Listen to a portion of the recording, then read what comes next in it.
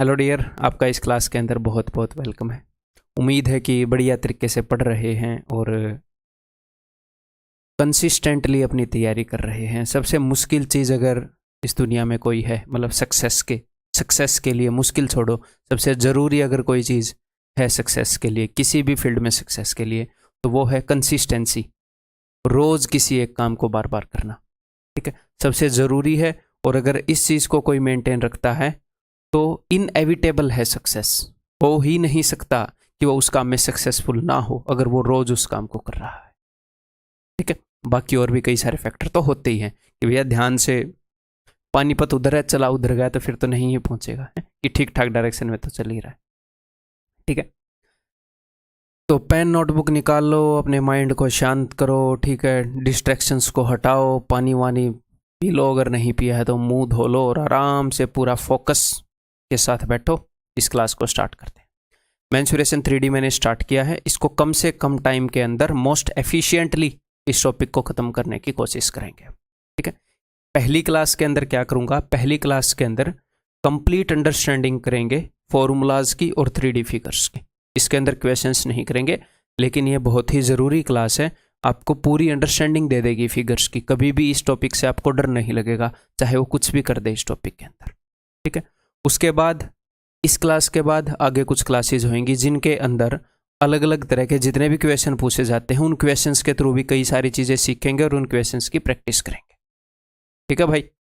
तो बहुत ही मज़ा आने वाला है आपको, है। और आज रंगीन काम करेंगे यहाँ पर। मैंने काली स्क्रीन नहीं ली है जानबूझ के, हैं ताकि रंगीन चीज़ें हम बढ़िया बढ़िया तरीके से मेंसुरेशन 3D को पढ़ें, ठीक है। तो मज़ा आ जाएगा आपको, ठीक है।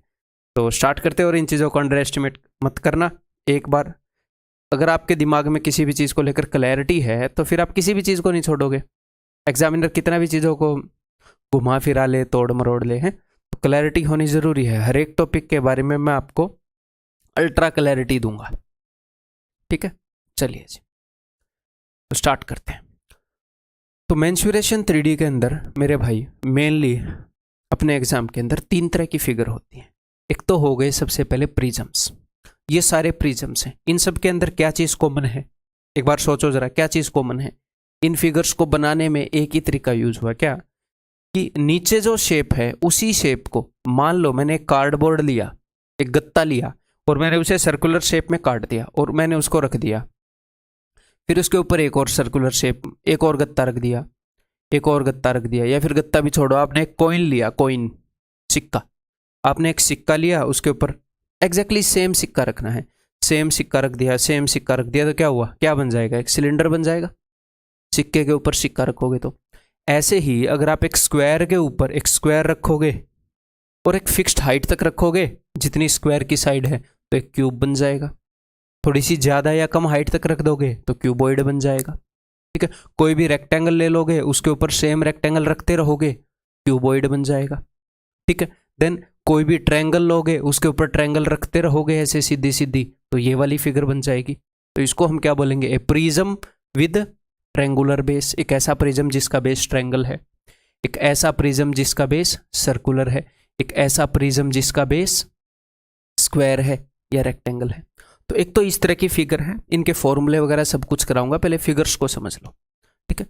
कोई ऐसी फिगर जो सेम बेस को रिपीट करने से बनी हो, बार बार रखने से, उस बेस का साइज भी हमने नहीं बदलना है, एग्जैक्टली डिट्टो, सेम चीज के ऊपर, सेम शेप के ऊपर सेम शेप रखने से जो फिगर बनी है उसको हम बोलते हैं प्रिज्म। इस फिगर को मैं बोलूंगा ए प्रिज्म विद सर्कुलर बेस। देखो मैथमेटिकली इस फिगर को छोड़कर सारे प्रिज्म हैं, ये मैथमेटिकली प्रिज्म नहीं है, क्यों, क्योंकि प्रिज्म के साइड में जो फेस है वे रेक्टेंगुलर होने चाहिए, इसका तो घेरा है, बट इन सब के ऊपर सेम फॉर्मूला लगता है इसके ऊपर भी, तो इसलिए मैंने इसको भी यहां पर रख लिया, ठीक है। तो हम एसएससी के हिसाब से देखेंगे, मैथमेटिकली नहीं, जो एसएससी के हिसाब से बढ़िया फायदा करेगा, वैसे मैंने क्लासिफिकेशन किया, ठीक है। ओके जी, तो ऐसी फिगर, जितने भी फिगर बना ले दुनिया में बंदा, जिसका बेस सेम हो और उसी बेस को रिपीट करके अगर उसने बनाया है तो सबके फॉर्मूले सेम होते हैं, तो इसलिए इनको एक कैटेगरी में रखा है। ये फिगर कैसे बनी देखना चाहोगे, एक ट्रायंगल के ऊपर ट्रायंगल रखते गए, देखो नीचे से लेकर ऊपर तक सब कुछ ट्रायंगल ही है, एक प्रिज्म है। नीचे अगर मैंने हेक्सागन रख दिया और उसी को रिपीट करता जा रहा हूं, हेक्सागन के ऊपर हेक्सागन, ये पूरी हेक्सागन जैसी है, ठीक है। ये मैंने नीचे क्या रख रखा है, ट्रेपेजियम रखा हुआ है। तो इसका फॉर्मूला अलग अलग नहीं है, सेम फॉर्मूला है। एक ट्रेपेजियम के ऊपर ट्रेपेजियम रखता जाऊंगा, तो बनाने का तरीका तो सेम है। अगर एक एल शेप मैंने उठा ली तो एल शेप के ऊपर मैं एल शेप रखता गया, ठीक है। तो इनके फॉर्मूले भी करेंगे। तो फर्स्ट टाइप की जो फिगर है वो आपको पता चल गई किस टाइप की है। फर्स्ट टाइप की फिगर है जी प्रिज्म्स, ठीक है। Next pyramid. अब ये पिरामिड कैसे बनता है सर? अगर मैं आपको बोलूँ कि एक सिक्का लो, ठीक है, हमने एक सिक्का लिया, फिर उससे जस्ट थोड़ा सा छोटा एक सिक्का लो, अच्छा ठीक है, थोड़ा सा छोटा एक सिक्का लिया, फिर थोड़ा सा छोटा एक सिक्का लो, फिर थोड़ा सा छोटा एक सिक्का लो, ऐसे मतलब सेम शेप लेनी है बट छोटी लेते जाना है। तो क्या बन जाएगा, एक पिरामिड बन जाएगा। जैसे मिस्र में पिरामिड देखे हैं ना, वहाँ से आप याद भी रख सकते हो, ये सारे पिरामिड हैं। जो अपने मिस्र के पिरामिड हैं, इजिप्ट के पिरामिड हैं, वो तो इस टाइप के हैं, ए पिरामिड विद स्क्वायर बेस। तो ये क्या है, ए पिरामिड विद ट्रेंगुलर बेस, एक ऐसा पिरामिड जिसका बेस जो है एक त्रिभुज है, जिसका आधार एक त्रिभुज है, ठीक है। तो यहाँ पर हमने सर्कल के ऊपर सर्कल के ऊपर सर्कल, बस सर्कल छोटा होता रहा, ठीक। देखना इसे ध्यान से, मजा आएगा आपको। मैंने बनाई है ये सारी एनिमेशंस, कैसी लगी? सर्कल के ऊपर छोटा सर्कल, ये छोटा होता चला जाएगा, इसको हम एक पिरामिड बोलेंगे। तो ये क्या है, अब मैथमेटिकली ये भी पिरामिड नहीं है, ये सारे पिरामिड है बिकॉज इसके फेस रेक्टेंगुलर नहीं है, लेकिन सबके ऊपर सेम फॉर्मूला लग रहा है, ठीक है। तो this is a pyramid with circular base, A pyramid with square base, A pyramid with triangular base, A pyramid with hexagonal base. एक ऐसी पिरामिड जिसका बेस हेक्सागन है। ये देखो मजा आ रहा है कि नहीं एनिमेशन के अंदर, इसीलिए रंगीन की आज काली पे नहीं पड़ेंगे आज, ठीक है। अब ये क्या है, इसका बेस कैसा, स्टार है, ए पिरामिड विद स्टार बेस। तो अगर एग्जाम में ये भी आ जाएगा तो हमें डरने की बात नहीं है, चाहे कैसा भी आ जाए, कैसी भी शेप दे दे, ऊपर से बस नुकीली हो, ठीक है। तो ये एक तरह की शेप्स हो गई जो अपने एग्जाम में आती हैं, 3D शेप्स। देन एक हो गई मेरे भाई ये 2 शेप्स। तीसरी टाइप की शेप जो है, एक गोला, उसको बीच से काट देंगे तो अर्धगोला, हेमिस्फीयर। ये 3 तरह की शेप्स आती हैं। बाकी इन्हीं को मोड़ेगा तोड़ेगा वो, इन्हीं के ऊपर इनको काट देगा या कुछ भी करेगा। जैसे मान लो इन सारी शेप्स को काट देगा। एक सिलेंडर है, उसमें से एक सिलेंडर काट के निकाल लिया तो एक पाइप बन जाएगी, ठीक है। अपने पास अगर कुछ पिरामिड्स हैं, उनको काट देगा तो फ्रस्टम बन जाएगा, ठीक है। ये सारे करेंगे। अगर सफियर को ऐसे काट देगा तो सफियर 2 टुकड़ों में बन जाएगा। इसके ऊपर के रूल भी करेंगे हम, ठीक है। तो बेसिक ये सब है अपने टॉपिक के अंदर। इसके अलावा वो एक शेप को दूसरी शेप में डाल देगा, कोई नहीं, एक शेप को काट देगा, उसके लिए बेसिक अंडरस्टैंडिंग ही चल जाएगी। बाकी क्वेश्चन के थ्रू उन चीज़ों को सीखेंगे, ठीक है। तो स्टार्ट करें। इंट्रोडक्शन काफ़ी हो गई है। और एक और बात बता दूं, हो सकता है आपको ऑनलाइन कई ऐसे क्वेश्चन दिख जाएं कि भैया एक ऐसा एक कौन है, टेढ़ा है, 60 डिग्री पर टेढ़ा है, फलाना ढिमकाना है। तो ये अपने सिलेबस में नहीं है, सीधी सीधी बात बताऊं तो। करवाने को मैं करवा सकता हूँ, कोई बड़ी बात नहीं। इनके फॉर्मूले ईजी से मैं याद करके आपको करवा दूंगा, समझा दूंगा, बट ये अपने सिलेबस में नहीं है। ओब्लिक सर्कुलर कॉन्स और ओब्लिक सिलेंडर, ठीक है। तो कहीं पर भी ये चीज़ें मिले और कोई हवा मार रहा हो इनको कि ऐसे कर लो वैसे कर लो, कोई बड़ी बात नहीं है। कोई भी नई चीज़ सीखना क्या बड़ी बात है, हम ये सीख रहे हैं हम वो भी सीख लेंगे, बट सिलेबस में नहीं है तो क्यों सीखेंगे,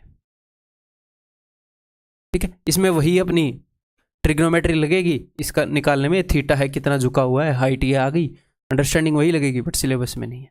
तो इन चीज़ों से बचना, इररिलेवेंट चीज़ करने से बचना, ठीक है। तो अपने सिलेबस के अंदर क्या है, राइट सर्कुलर कोन है। कभी भी आपको क्वेश्चन के अंदर ऐसे राइट सर्कुलर कोन मिलेगा, और क्वेश्चन के अंदर ना भी लिखा हो राइट सर्कुलर कोन या सिलेंडर, तो भी आप अज्यूम करोगे सीधा है। सर ये राइट सर्कुलर का क्या मतलब है, यहाँ से अगर मैं नीचे वाली फिगर के सेंटर पर आऊँ ऐसे, तो ये 90 डिग्री का एंगल है, ये 90 डिग्री का एंगल है। इनको बोलते हैं राइट सर्कुलर सिलेंडर एंड कोन।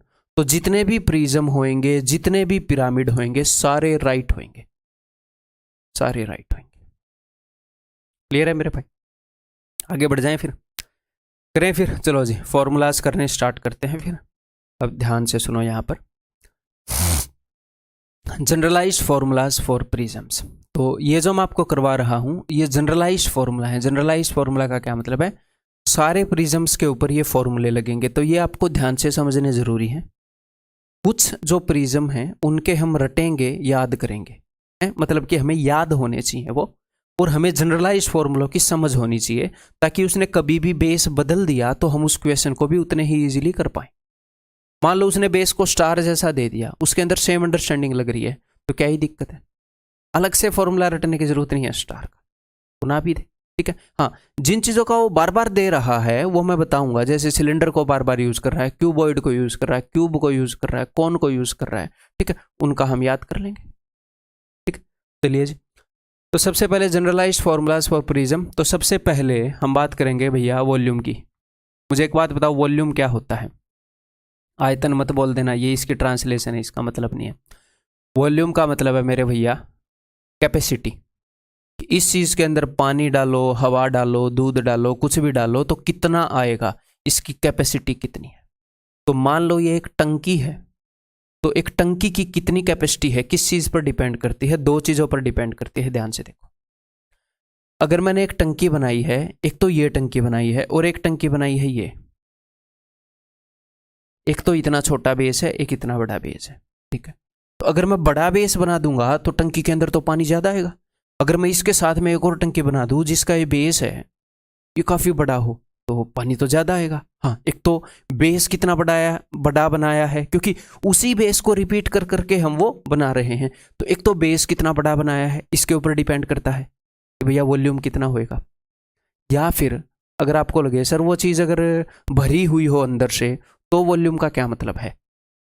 टंकी तो खोखली है, अगर भरी हुई हो तो वॉल्यूम का क्या मतलब है?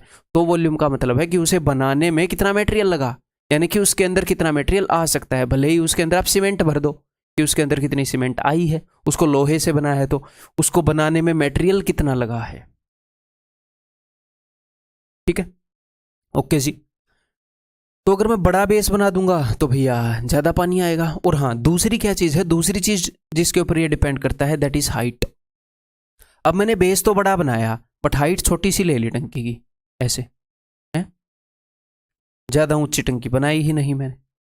तो दो चीज़ों पर डिपेंड करता है ना भैया, कि बेस कितना है फिगर का और फिगर की हाइट कितनी है, उसके ऊपर डिपेंड करता है कि कितना वॉल्यूम है इस फिगर का। तो वॉल्यूम किसी भी प्रिज्म का is equal to area of base into height. छोटा बेस ले लोगे मतलब बेस और हाइट के कॉम्बिनेशन पर डिपेंड करता है। बेस छोटा तो वॉल्यूम कम, हाइट कम तो वॉल्यूम कम, इनके ऊपर डायरेक्टली डिपेंड करेगा। सर अब हम बेस का एरिया कैसे निकालेंगे? तो ये मैंने आपको मेंसुरेशन 2D में करवा दिया है। एरिया एंड पेरीमीटर वहां पर हो रहा है ना। हेक्सागन का एरिया निकाल सकते हो, जी हाँ। ट्रायंगल का एरिया निकाल सकते हो, जी हाँ। सर्कल का एरिया निकाल सकते हो, जी हाँ। तो एरिया निकालने का काम तो हम पहले कर ही चुके हैं, तो मेंसुरेशन 3D का काम तो हम पहले कर ही चुके हैं, बस इनटू हाइट करना है, ठीक। नेक्स्ट, तो वॉल्यूम किस चीज पर डिपेंड करता है कि बेस कितना बड़ा है और इसको कितने ऊपर तक रिपीट किया गया है। Area of the base into height. Next चीज हमारे पास है भाई साहब लेटरल सरफेस एरिया, ठीक है। इसको हम बोलेंगे मेरे ख्याल पार्श्व, हिंदी गलत हो जाए ऐसे, ये मेरे ख्याल ये आर पहले ही आता है ना, वो बाद में आता है चक्कर वाला, ठीक है। हिंदी भी पार्श्व पृष्ठीय क्षेत्रफल ऐसे होगा, ठीक। इसका क्या मतलब है? अब एक 2D फिगर की आप दो चीज़ें निकाल सकते हो। 2D फिगर की क्या है, उसका पेरीमीटर, ओके, और उसका एरिया। 2D फिगर में दो चीज़ें निकाल सकते हो अगर हमने मेंसुरेशन करनी है, मेजरमेंट करनी है। 3D फिगर के अंदर भी दो चीज़ें निकाल सकते हैं। एरिया के कॉरस्पॉन्डिंग है उसका वॉल्यूम, कि भैया वॉल्यूम कितना है 3D फिगर का, और एक उसके चारों तरफ का एरिया कितना है। अगर इसके चारों तरफ मैं घूम कर देखूँ, अगर मैं पेंट करने लग जाऊँ तो कितना एरिया है, उसको हम बोलते हैं लेटरल सरफेस एरिया। लेटरल का मतलब है चारों तरफ का, ये जो साथ वाला सरफेस है इसका एरिया, ठीक है। तो इसको कैसे रिप्रेजेंट करेंगे, ये देखो। अगर मैं इसके चारों तरफ का एरिया देखने लग जाऊं, पेन मेरा है क्या, अगर मैं इस फिगर के चारों तरफ का एरिया देखने लग जाऊं, अगर आप जिस कमरे में बैठे हो उसकी दीवारों का एरिया देखने लग जाओ, वो है लेटरल सरफेस एरिया। तो ये कैसे निकालेंगे हम, ये देखते हैं ये बना कैसे। वॉल्यूम कैसे बना मैंने देख लिया, एक कार्डबोर्ड को मैंने उठाया, उसके ऊपर दूसरा कार्डबोर्ड में रखता रहा सेम टाइप का, ठीक है। ये कैसे बनेगा? अगर मैं एक तार लेकर आ जाऊं, एक तार, और उसको ऐसे रख दूं, मान लो आप एक रेक्टेंगुलर कमरे में बैठे हो, ऐसे मान लेता हूँ आपके कमरे का बेस मोस्ट प्रोबेबली रेक्टेंगुलर होगा, है ना? या कहाँ सुमड़ी में बैठे हो, गंदे गंदे में ऐसे तो नहीं बैठे हो, अजीब से कमरे में बैठे हो। मोस्ट प्रोबेबली अपने कमरों की शेप रेक्टेंगुलर होती है। तो मैं एक तार लेकर आया और मैंने कमरे के कोनों कोनों पर ऐसे तार बिछा दिया। तार बेंड हो सकता है, ठीक है, ओके जी। उसके ऊपर वैसा ही एक तार रख दिया, उसके ऊपर वैसा ही एक तार रख दिया, और मैं ये काम करता रहा, ठीक है। इतना भी टाइम नहीं है मेरे पास, इतना ही किया मैंने, ठीक है। तो ये क्या बन गया? क्या ये फिगर ऐसी ही बन गई? हाँ जी सर, बन गई। तो मैंने किस चीज से बनाया है ये शेप? मैंने जो तार है वो तार किस चीज को रिप्रेजेंट करता है? बेस के पेरीमीटर को। हाँ जी सर, बेस के पेरीमीटर को रिप्रेजेंट करता है। बेस का जो पेरीमीटर है मैं उसे रिपीट करता रहा। वो बेस के एरिया को रिप्रेजेंट नहीं करता, क्योंकि मैंने तार लिया है, खोखली शेप बनाई है, मैंने कोई गत्ता नहीं लिया। ये मत बोलना एरिया ऑफ द बेस, गुस्सा मारूंगा यहीं से। पेरीमीटर को रिप्रेजेंट करता है। तो perimeter of the base into, कब तक मैं रिपीट करूंगा? जब तक कमरे की हाइट है। अगर तब तक मैं तार के ऊपर तार रखता रहूं उसी टाइप का, तो आपके कमरे की चारों दीवारों पर वो तार दिखने लगेगा और कुछ नहीं दिखेगा, दीवारें नहीं दिखेंगी, तो लेटरल सरफेस एरिया कवर हो जाएगा। तो लेटरल सरफेस एरिया का क्या फॉर्मूला है मेरे भाई? दुनिया के सभी प्रिज्म्स के लिए, चाहे वो प्रिज्म भारत में हो, पाकिस्तान में हो, डेनमार्क में हो, कहीं पर भी रखा हो, that is perimeter of the base into height. अगर बेस के पेरीमीटर को उसकी हाइट तक रिपीट करें तो उसका लेटरल सरफेस एरिया आता है। यही सरफेस एरिया जब गोल वाले प्रिज्म्स में आ जाएगा, सिलेंडर में, तो उसको कर्व्ड सरफेस एरिया बोल देते हैं। पेरीमीटर बोलते हैं ऐसी चीजों में, सरकमफ्रेंस बोलते हैं कर्व्ड में, बस यही नाम का फर्क है। सिलेंडर और कोन आएंगे तो इसको कर्व्ड सरफेस एरिया बोल देंगे, जो सरफेस कर्व्ड है उसका एरिया बताओ, ठीक है, क्लियर है। तीसरी चीज, हालांकि मेनली तो यही दो चीजें हैं, फिर भी तीसरी चीज की बात कर लेते हैं, total surface area. Total surface area का क्या मतलब है? कि सिर्फ चारों तरफ के सरफेस एरिया की बात ना करके छत की और फर्श की बात भी कर ले, तो वो तो सिंपल ही है ना भाई। Lateral surface area plus area of top and bottom. Lateral surface area के अंदर छत और फर्श का एरिया जोड़ दो, खत्म बात, यही है टोटल सरफेस एरिया, ठीक है। अब हम बात कर लेते हैं जी पिरामिड्स की। आपको ये फॉर्मूले पहले भी आते होंगे, प्री दिया है, आते होंगे, लेकिन मेरे भाई फिर भी मैं क्यों करवा रहा हूँ? मैं आपको डायरेक्टली फॉर्मूले क्यों नहीं करवा दे रहा? क्या मेरे को एनिमेशन दिखानी है? नहीं, मैं जिस नज़र से देखता हूँ फिगर को, मैं उस नज़र से दिखाऊंगा, फिर क्वेश्चन करेंगे तो कुछ इंप्रूवमेंट होएगी। जब आप एक बार चीज़ों को सीख चुके हैं तो उसके बाद इंप्रूवमेंट करने में क्या है,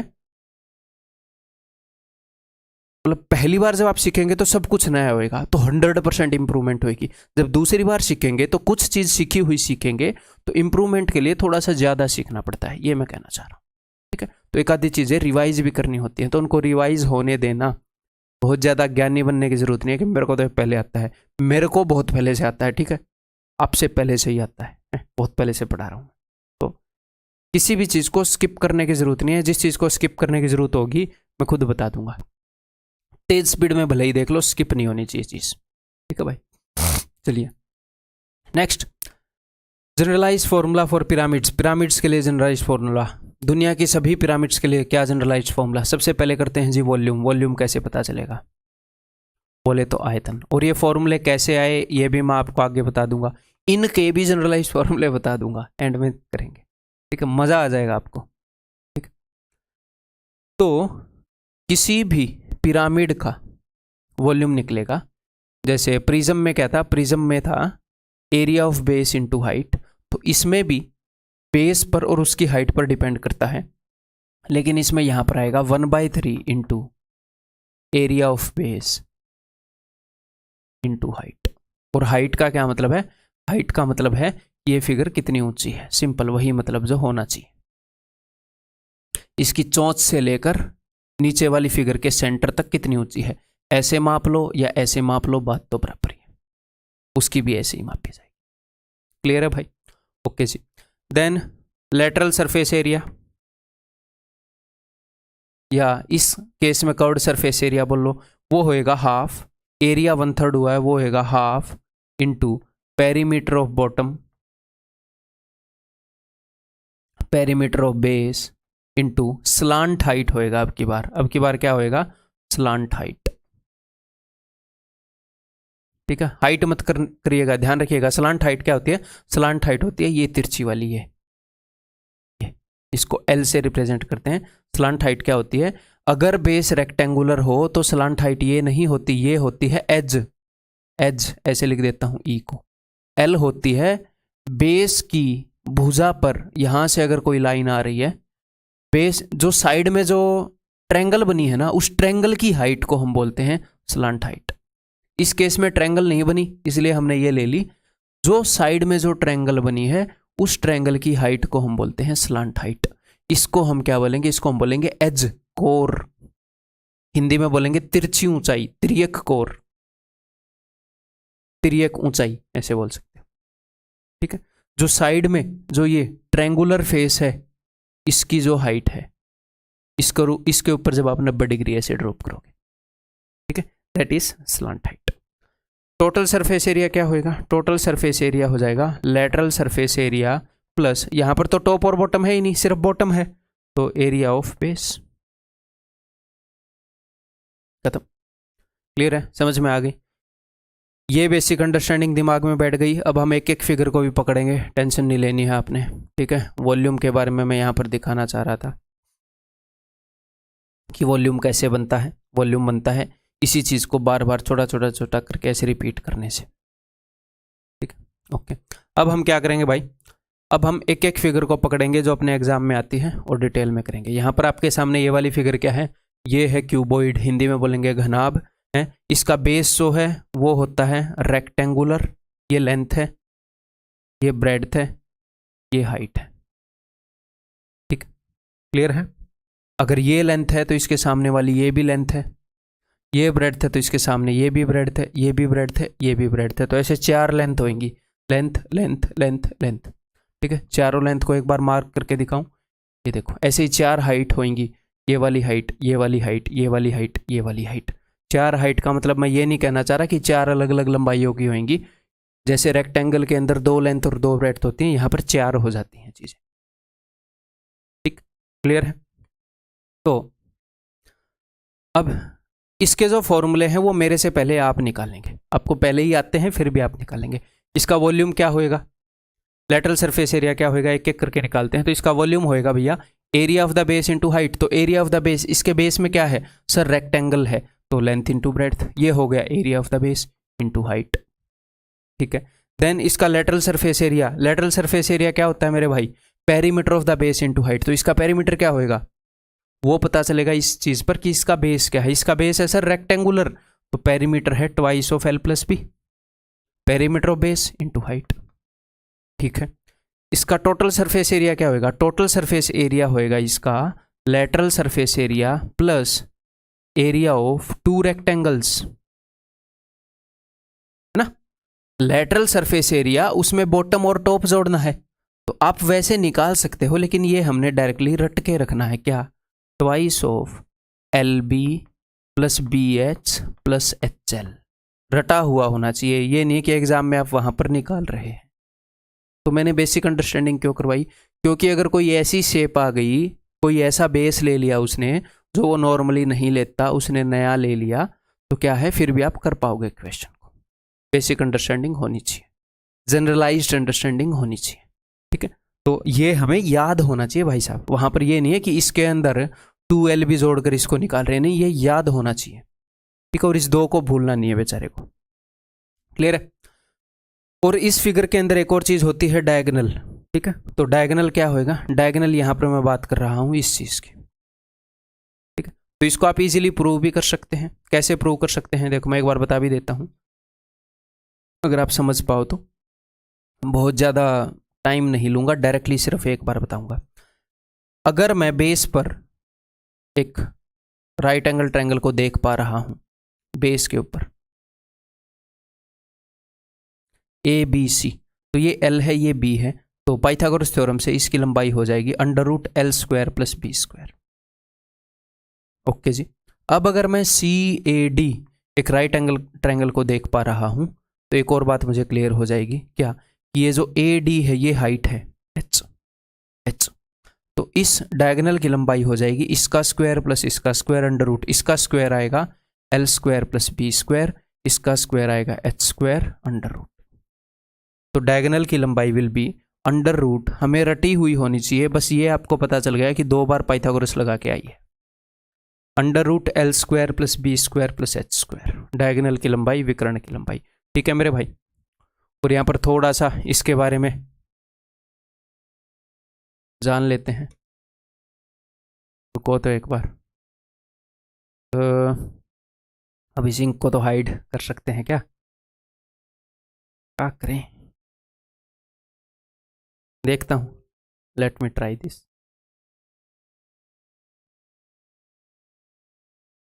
एक ही बंदा बहुत हूँ मैं, ठीक है।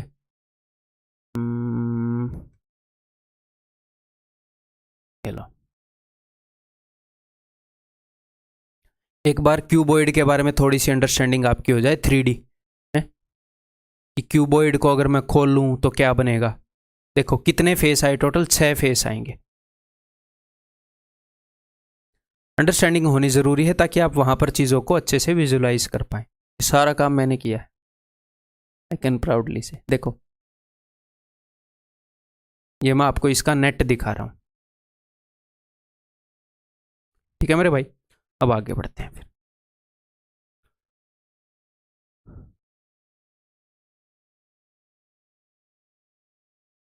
चलो नेक्स्ट। अब ये क्यूब जो है, क्यूब में और क्यूबॉइड में क्या फर्क है? क्यूब में और क्यूबॉइड में कोई फर्क नहीं है। जैसे रेक्टेंगल और स्क्वायर होते हैं 2D के अंदर, वही मामला है। स्क्वायर एक ऐसी रेक्टेंगल है जिसकी सारी साइडें बराबर है, प्रॉपर्टी सारी रेक्टेंगल वाली फॉलो हो रही है, बस वहां पर साइड सारी बराबर है, तो वही मामला है। एक ऐसी फिगर है जिसकी लेंथ ब्रेड्थ और हाइट सारी सेम है, तो ये क्या बन जाएगा? एक क्यूब बन जाएगा। तो ये कोई अलग से फिगर नहीं है, बस लंबाइयाँ बदली हैं। लंबाइयाँ बदलने से अंडरस्टैंडिंग तो नहीं बदलती। हाँ, तो इसके फॉर्मूले जो हैं इसमें एल बी और एच की जगह हर जगह ए आ जाएगा, तो इतनी अंडरस्टैंडिंग तो होनी चाहिए, ठीक है। तो इसका जो वॉल्यूम है वो क्या हो जाएगा? Area of the base into height. तो बेस है स्क्वायर, ए स्क्वायर एरिया और हाइट भी ए, तो volume will be A cube. तो ये डायरेक्टली रटा हुआ होना चाहिए और आपको अंडरस्टैंडिंग भी होना चाहिए कि वहां से आया है। लेटरल सरफेस एरिया, तो लेटरल सरफेस एरिया यहां पर आप ऐसे कर सकते हो, perimeter of the base into height. लेकिन आप ऐसे भी देख सकते हो कि 4 फेस ही तो हैं, इस वाले फेस का कितना एरिया है? देखो मान लो आप एक क्यूब के अंदर बैठे हो, सामने भी क्यूब, यहां भी क्यूब, यहां सॉरी क्यूब के अंदर बैठे हो, सामने भी स्क्वायर, ये भी स्क्वायर, जो भी दीवार है ये वाली दीवार भी स्क्वायर, ये वाली दीवार भी स्क्वायर। तो कितनी दीवार हो गई? 4 दीवार हो गई, चारों स्क्वायर है, चारों का एरिया कितना है? ए स्क्वायर, तो 4 A square. Lateral surface area is 4 A square. अगर कोई टोटल सरफेस एरिया पूछे तो सर 6 फेस हैं, सारे फेस समान हैं, हर एक फेस का एरिया ए स्क्वायर है, तो 6 ए स्क्वायर। तो हमें वैसे करने की जरूरत ही नहीं है, lateral surface area plus top and bottom, है ना। कर सकते हैं बट इतनी सिंपली भी हम इस चीज को देख सकते हैं। इसका डायगोनल क्या होएगा? तो इसके डायगोनल के अंदर रख दो वही जो उनके डायगोनल का फॉर्मूला था, L square plus B square plus S square A square. सब की जगह ए रख दो क्योंकि यहां पर तो सब सेम है, तो अंडर रूट 3 ए आपको रटा हुआ होना चाहिए। अंडर रूट 3 है यहां पर जो डायगोनल है उसकी लंबाई विल बी रूट 3। ठीक है भाई, आगे बढ़ जाऊं मैं। नेक्स्ट अपने पास है जी सिलेंडर, हिंदी में बेलन। सिलेंडर कैसे बनता है? जब हम एक सर्कुलर बेस को रिपीट करें, ठीक, ये हम पहले कर चुके हैं। तो एक बार सिलेंडर को पहले ही समझ लेते हैं। एप्पल का टीवी पहले ही चला देता हूँ मैं आपके लिए, फिर इसके ऊपर नहीं तो चीज़ें लिखी जाएंगी। चलो भाई देख लो एक बार, अगर मैं सिलेंडर को खोल दूं तो क्या बनेगा? कैसे बनता है? वो कई बार काट के खोल देता है। आपने नोटिस किया होगा, अगर मैं इसको खोल दूं तो यहां पर एक सर्कल है, यहां पर एक सर्कल है, और ये बीच में क्या है? रेक्टेंगल है। रेक्टेंगल है ना बीच में, और दोनों सर्कल्स हैं। अब भी नहीं दिखेगा तो कब दिखेगा? ये देखो, रुक जाएगा क्या यहाँ पर? तो ये सर्कल है, ये सर्कल है, सिलेंडर को मैंने खोल रखा काट के। मुझे एक बात बताओ, इसकी ये जो है ये कितनी लंबाई होगी? इसको मैं किससे कंपेयर कर सकता हूं? ये जो है ऐसे था ये, तो ये तो होएगी हाइट। तो जो रेक्टेंगल बनेगी सिलेंडर को काट कर खोलने से, उस रेक्टेंगल की जो चौड़ाई है वो तो सिलेंडर की हाइट के बराबर होगी। और ये क्या है, ये तो यहां से आई है यहां से, तो ये होएगा सरकमफ्रेंस 2πr।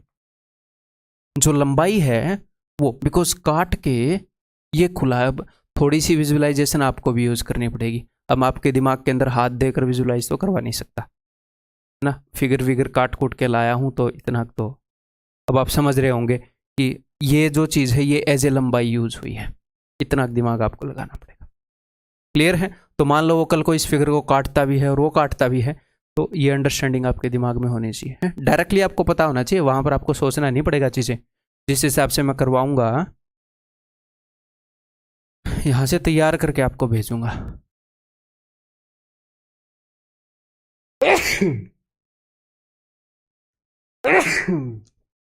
ओहो,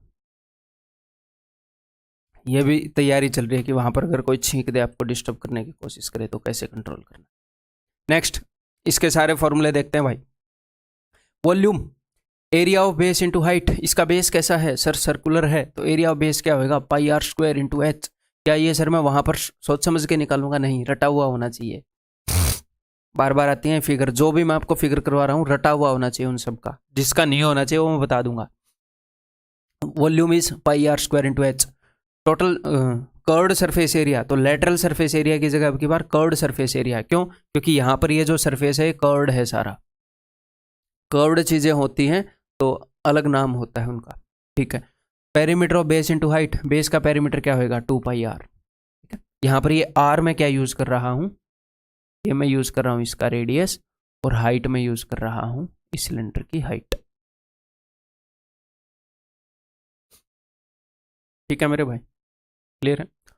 तो perimeter of the base into height 2πr। Total surface area उसी तरीके से निकाल सकते हैं, लेकिन हमें याद होना चाहिए 2πr into r plus H. हमें ये बिल्कुल याद होना चाहिए, और याद रखना मुश्किल भी नहीं है। 2πr के बाद यहां पर आप h रखते हो, अगर टोटल सरफेस एरिया निकालना है तो r प्लस एच रख दो, क्या ही फर्क, तो r प्लस एच रख दो। क्लियर है? देन यहां पर अगर वो आपसे ये भी पूछे कि इसके अंदर अगर मैंने एक रोड रखनी है, लंबी से लंबी रोड रखना चाह रहा हूं, तो देखो ये एक राइट एंगल ट्रायंगल बनी ABC। तो लंबी से लंबी रोड अगर आपको सिलेंडर के अंदर रखनी है तो ये AC होएगी, ठीक है। इसकी लंबाई कैसे पता करोगे? आपको रेडियस पता है तो BC की लंबाई पता है रेडियस की डबल, और आपको हाइट पता है, उसके ऊपर पाइथागोरस थ्योरम लग जाएगा। ठीक, क्लियर है मेरे भाई? नेक्स्ट, शंकु। ये क्या है? ए प्रिज्म विद सर्कुलर बेस। जुकाम करवा दिया तुम लोगों ने, हीटर चलाना पड़ेगा,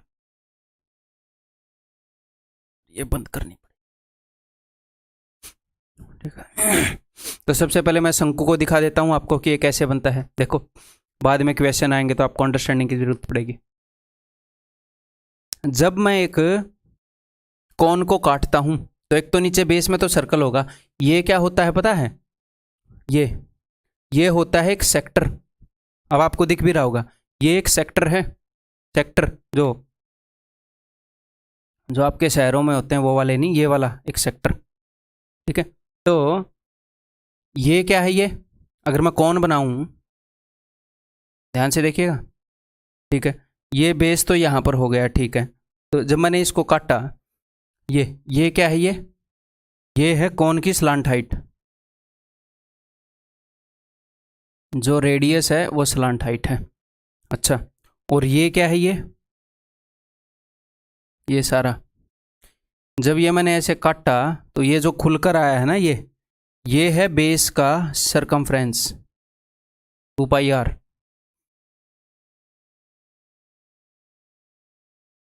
ठीक है, समझने की कोशिश करो एक बार। इसको अगर मैं वापस बनाऊंगा तो आपको समझ में आएगा।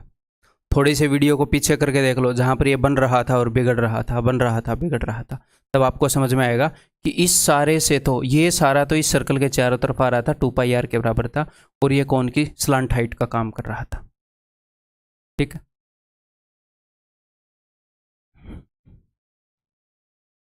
चलो भाई, देखो बना तब भी आपको समझ में आ गया होगा। तो चलिए जी इसके बारे में पढ़ते हैं सब कुछ। तो इसका वॉल्यूम क्या होगा, तो मैंने बताया है आपको प्रिज्म का volume 1/3 into area of the base, base है सर्कुलर तो 1/3 pi r square h, area of the base into height, रटा हुआ होना चाहिए। और इसको कई बार बच्चे 1/3 को भूल जाते हैं, इसको मत भूलना, ठीक है, नहीं तो एग्जामिनर आपको भूल जाएगा। कर्ड सरफेस एरिया वही half into perimeter of the base, तो बेस सर्कुलर है तो बेस का पेरीमीटर 2πr इंटू एल, ठीक है। अब एक बार यहाँ पर एल वगैरह ये सब देख लेते हैं। अगर सर्कल का सेंटर यहाँ पर है तो यहाँ से अगर मैं इसको खींचूंगा तो ये तो हो गई हाइट, ये हो गया रेडियस और ये हो गई स्लांट हाइट, ठीक है मेरे भाई। तो मैंने क्या बताया था, कर्ड सरफेस एरिया या लेटरल सरफेस एरिया के लिए half into perimeter of the base into slant height यानी कि इंटू एल, तो ये क्या हो जाएगा, ये हो जाएगा पाई आर एल। और ये आपको बिल्कुल याद होना चाहिए, पाई आर एल, वहां पर ऐसे निकालेंगे नहीं। मैं क्यों निकाल के बता रहा हूं, अगर फिगर का बेस बदल दिया तो आप इजीली कर पाओ, pi r l. Then total surface area, तो total surface area curved surface area plus area of the bottom, लेकिन याद होना चाहिए कि pi r into r plus l. देखो सिलेंडर में क्या था, सिलेंडर में था 2πrh लेटरल सरफेस एरिया, वो क्या था 2πr into r plus H. तो यहाँ पर आपको एक पैटर्न दिख रहा है याद रखने के लिए, बहुत बढ़िया, pi r l pi r into r plus l, 2πr into r plus h. आप याद रख पाओगे ऐसे कि टोटल सरफेस एरिया में पाई आर, उसके बाद जो चीज़ आती है वो इकलौती एल नहीं आती, वो आर प्लस एल आती है, वो इकलौती एच नहीं आती, वो आर प्लस एच आती है टोटल सरफेस एरिया, ठीक है मेरे भाई, are we good. Next tetrahedron, चतुष्फलक। इसको टेट्राहेड्रॉन क्यों बोलते हैं, चतुष यानी कि चार, टेट्रा यानी कि चार, हेड्रॉन यानी कि फेस, फलक, तो इसके चार फेस हैं, एक तो ये वाली ट्रायंगल, एक ये वाली ट्रायंगल और एक वो ट्रायंगल जो पीछे से छुपी हुई है हमसे, एक नीचे वाली ट्रायंगल, इसके चार फेस हैं, ठीक है। तो इसको अगर मैं खोलूंगा तो ये कैसा दिखेगा, काट पीट के इसको अगर खोलेंगे तो वो भी देख लो, वो भी पता होना चाहिए, देख लो एक बार, ये है टेट्राहेड्रॉन। तो ये तीन ट्रायंगल्स ऐसे उठा के ऐसे चिपका रखे हैं, देखो बेस पर एक ट्रायंगल है, उसकी साइड्स पर तीन ट्रायंगल बनी हुई है, उठा के वो चिपका रखी हैं। तो एक्चुअल में कुछ इस तरह की फिगर है, ये एक ट्रायंगल के तीनों तरफ तीन ट्रायंगल बना रखी हैं, उनको उठाया और वो एक चोंच पर मिल गई, ऐसा कुछ फिगर है, ठीक है भाई। अब इसका फॉर्मूला आपको रटना नहीं है, जो मैं आपको इसके फॉर्मूले बताऊंगा वो ध्यान से समझने हैं, चाहो तो आप रट सकते हो, मैं पर्सनली रट के नहीं रखता है, मैं बहुत अच्छे से समझ के रखता हूं, ठीक है। तो बहुत ही प्यार से मैं आपको समझाऊंगा, ध्यान से सुनिए, ठीक है। देखो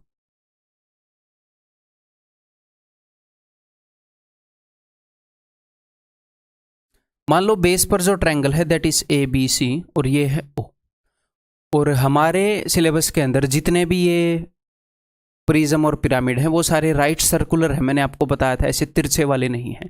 तो यहाँ पर ये जो चोंच है ना, ये नीचे वाली फिगर के सेंटर पर होती है, ट्रायंगल में सेंटर क्या होएगा, सेंट्रोइड। तो जो भी ट्रायंगुलर अगर नीचे बेस हुआ तो उसके सेंट्रोइड पर होती है, ठीक है मेरे भाई, क्लियर है। तो यहां से अगर मैं एक काम करूं, मैं ए से एक मीडियन खींच दूं ऐसे, आप नीचे वाले बेस को अच्छे से समझने के लिए इसको आप वो मान लो, क्या बोलते हैं, हालांकि बेस का इक्विलेटरल ट्रायंगल होना जरूरी नहीं है, लेकिन वो बार बार इक्विलेटरल ट्रायंगल को यूज करता है, तो इसके बेस को मैंने इक्विलेटरल ट्रायंगल मान लिया, हालांकि जरूरी नहीं है इक्विलेटरल ट्रायंगल होना, ठीक है मेरे भाई, मेरी बात को ध्यान रखिएगा। तो बेस को मैंने इक्विलेटरल ट्रायंगल मान लिया, ठीक है। यहां से मैंने ये खींची है AD हाइट, ओके। तो इक्विलेटरल ट्रायंगल के अंदर जो एल्टीट्यूड है वही मीडियन है, वही एंगल बाइसेक्टर है, वही सब कुछ है। तो यहाँ पर एक पॉइंट होएगा सेंट्रोइड जो इसको 2:1 रेशियो में बांटेगा, आप बोलोगे जी हाँ 2:1 रेशियो में बांटेगा, एग्जैक्टली इसके ऊपर आएगा ये, इसको हम क्या बोलते हैं, इसको हम बोलते हैं हिंदी में शीर्ष, या फिर एपेक्स, ठीक है, इस फिगर का शीर्ष है, इसकी ऊंचाई है, इसकी चोटी है, चोटी हम बोल सकते हैं, ठीक है। तो यहां से अगर मैं ये लाइन खींचूंगा OG, तो ये परपेंडिकुलर होएगी AD के। ये जो चीज है 3D में चल रही है, आपको अगर फील हो रही हो तो नीचे एक ट्रायंगल लेटी पड़ी है और ये ऐसे खड़ा है, ये 3D में ये चीज चल रही है, ठीक है मेरे भाई। तो यहां पर जितनी भी रिलेशन होंगे वो सारी मैं आपको बताऊंगा, ओके जी। देन अगर मैं इसको मिला दूं O से लेकर D तक, तो ये क्या है, ये है स्लांट हाइट। मैंने क्या बताया था, स्लांट हाइट क्या होती है? स्लांट हाइट होती है जब जो साइड में ट्रायंगुलर फेस है उस ट्रायंगल की हाइट को स्लांट हाइट बोलते हैं। ये जो है O से लेकर A तक, इसको मैं बोलूंगा एज, EDGE, एज। और ये क्या है, ये है स्लांट हाइट। तो ये है इसकी सारी डायमेंशंस इस फिगर की, क्लियर है। तो यहां पर वही चीजें लगेंगी। अगर वो आपसे वॉल्यूम पूछेगा तो area of the base, triangle का, ट्रायंगल जैसी भी हो, ठीक है, ट्रायंगल जैसी भी हो आप उसका एरिया निकालोगे, ठीक है। उसके सेंट्रोइड के ऊपर ये होएगी, क्या बोलते हैं इसको, इसकी चोटी होएगी, उसकी आप हाइट निकालोगे, ठीक है। Area of the base into height कर दोगे, क्लियर है। अगर वो आपसे पूछेगा इसका लेटरल सरफेस एरिया, तो नीचे ट्रायंगुलर बेस है, इसका पेरीमीटर निकालोगे, जी हाँ, स्लांट हाइट निकालोगे इनटू स्लांट हाइट, ऐसे आप कर दोगे, ठीक है। यहाँ पर लिख, अच्छा यहाँ पर मैंने लिखे हुए नहीं है, ओके। तो इसका वॉल्यूम क्या हो जाएगा, तो इसको मैंने इक्विलेटरल ट्रायंगल मान लिया है। तो यहाँ पर हम रटेंगे नहीं चीज़ों को, मैं जस्ट आपको समझाऊंगा, मैंने भी पर्सनली रटा नहीं है यहाँ पर, ठीक है। तो इसका वॉल्यूम क्या हो जाएगा, एक बार देखते हैं। वॉल्यूम हो जाएगा एरिया ऑफ द बेस, तो बिकॉज बेस पर इक्विलेटरल ट्रायंगल है तो √3/4 A², ठीक है।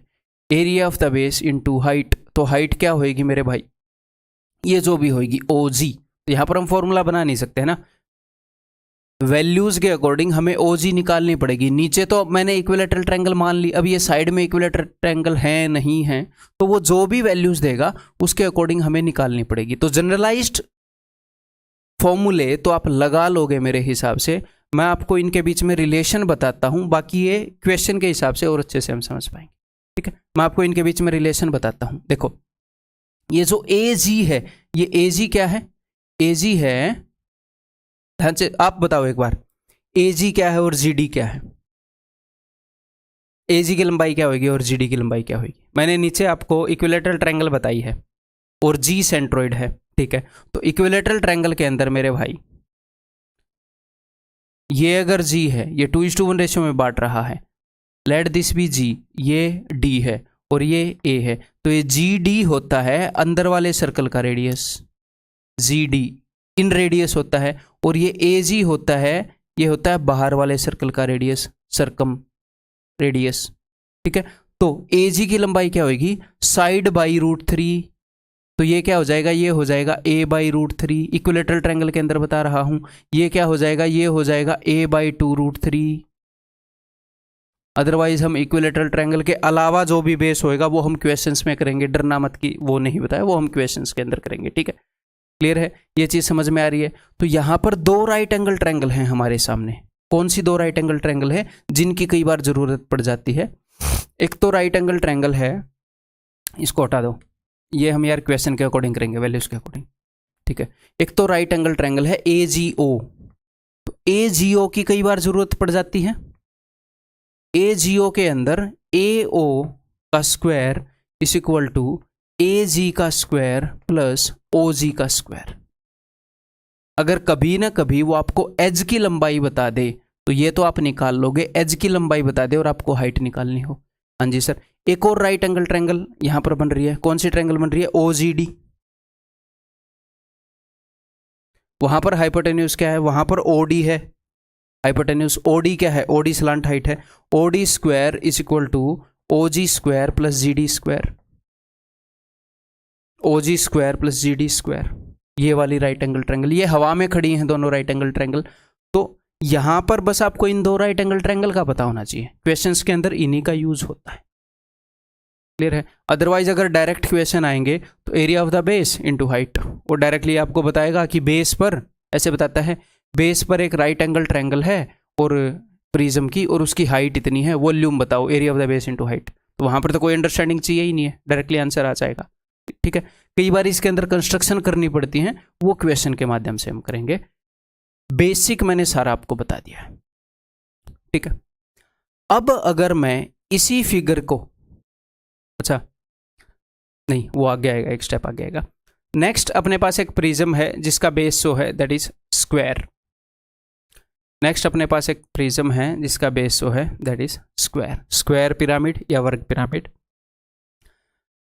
तो इसका वॉल्यूम कैसे निकालोगे? इसका वॉल्यूम निकालोगे area of the base into height, 1/3 into area of the base into height. ठीक है, अगर वो आपको इसकी हाइट बता दे, स्क्वायर की साइड बता दे, तो आप डायरेक्टली कर पाओगे। जी हाँ, लेकिन इसके अंदर कंस्ट्रक्शन करके देखते हैं।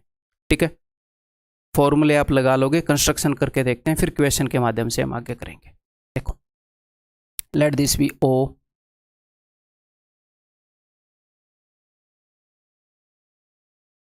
तो ये जो स्क्वायर है, इस स्क्वायर का सेंटर कहाँ पर होगा मेरे भाई? जैसे ट्रायंगल के अंदर तो मैंने बताया था कि इसका सेंट्रोइड होएगा। ठीक है, इस स्क्वायर का सेंटर कहाँ पर होएगा? स्क्वायर का सेंटर होएगा जहाँ पर इसके डायगोनल्स जो हैं, जैसे ट्रायंगल के अंदर होता है जहाँ पर उसकी मीडियंस इंटरसेक्ट कर रही हैं, यहाँ पर जहाँ पर इसके डायगोनल्स इंटरसेक्ट कर रहे हैं। लाल रंग से ही बना दें।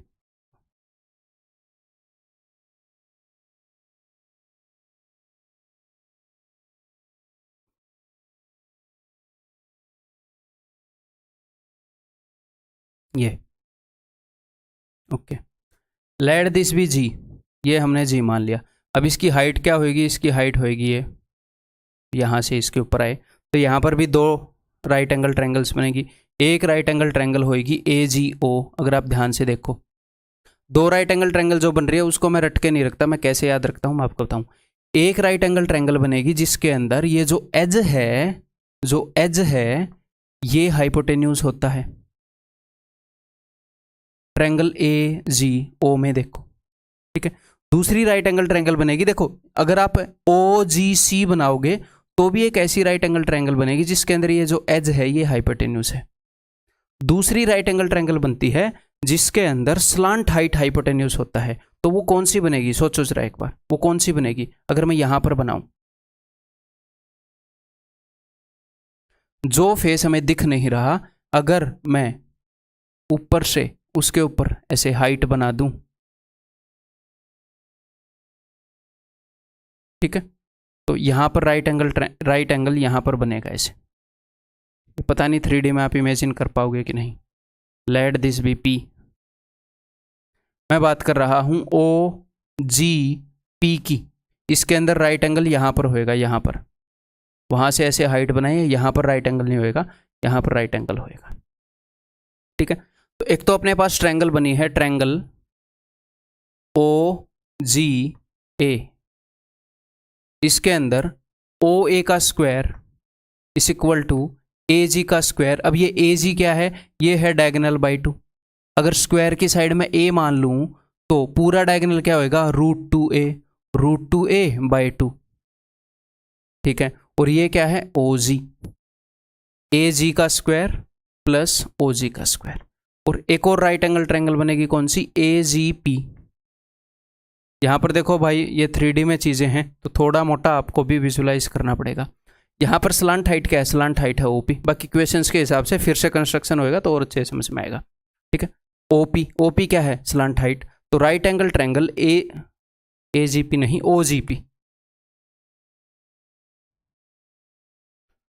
OGP के अंदर राइट एंगल है G पर, OP जो है वो हाइपोटेन्यूज है, तो OP का square is equal to OG का स्क्वायर प्लस GP का स्क्वायर। अब ये GP क्या है? ये GP क्या है? ये जो पूरी साइड है A, यहां से लेकर यहां तक का डिस्टेंस A है, तो यहां से लेकर यहां तक का डिस्टेंस भी A होएगा। ये ऐसे देखो, यहां से लेकर यहां तक, ये साइड की हाफ होएगी। This is A by 2। Just मेरी बातें सुनते रहो, समझते रहो, बस, that is more than enough. Clear है? नेक्स्ट, अगर मैं इसी फिगर को दो बार रिपीट कर दूं, इसके नीचे इसी शक्ल की एक और फिगर जोड़ दूं, तो उसको हम बोलते हैं ऑक्टाहेड्रॉन, अष्टफलक। ऑक्टाहेड्रॉन क्यों बोलते हैं? देखो, इस फिगर के कितने फेस हैं? 5 फेस हैं। 4 तो साइड में, 1 2 3 4, 5वां नीचे। लेकिन जब मैंने ऐसी ऐसी 2 फिगर मिलाई तो ये बीच वाले फेस तो छिप गए। तो इसके ऊपर कितने फेस हैं? ऊपर 4 हैं सर, साइडों में 1 2 3 4, नीचे भी 4 हैं, टोटल 8 फेस हो गए। तो इसके अंदर फॉर्मूले क्या लगेंगे? यही फॉर्मूले लगेंगे, इसी का डबल करना पड़ेगा अगर कुछ करना पड़ा तो। क्या इसके ऊपर आज तक क्वेश्चन आया है? नहीं आया है। फिर मैं क्यों करवा रहा हूँ? एनसीईआरटी के अंदर गिवन है, बता रहा हूँ ना, सब कुछ खंगोल रखा है।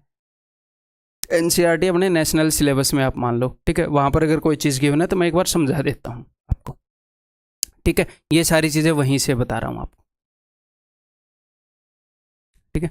नेक्स्ट जो अपने पास फिगर बच जाती हैं पिरामिड और प्रिज्म के अलावा, ये गोले बच जाते हैं। तो इनके फॉर्मूले भी देख लो। इनके फॉर्मूले प्रूव करने के लिए हमें इंटीग्रेशन का यूज़ करना पड़ेगा, वो मैं यहाँ पर नहीं करूँगा, तो हम डायरेक्टली याद करेंगे, ठीक है मेरे भाई। तो चलिए सबसे पहले इसकी बात करता हूँ, बिकॉज इसी को हाफ काट कर ये बनाया गया है। तो इसका जो वॉल्यूम है, जो इसका आयतन है, दैट विल बी 4/3 πr³। इसके अंदर एक ही चीज़ होती है मापने की, रेडियस। इसके सेंटर से लेकर यहाँ तक रेडियस, ठीक है।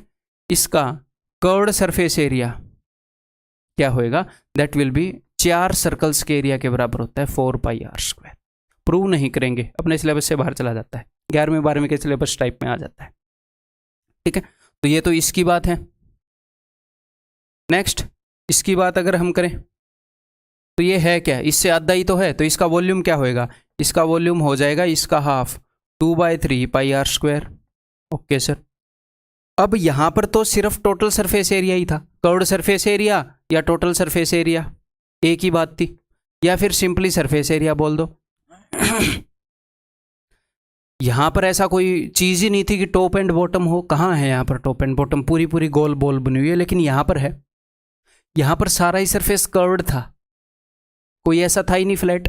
यहां पर ये देखो, ये फ्लैट है, और जब मैंने इसको काटा ये तो नया नया बना है।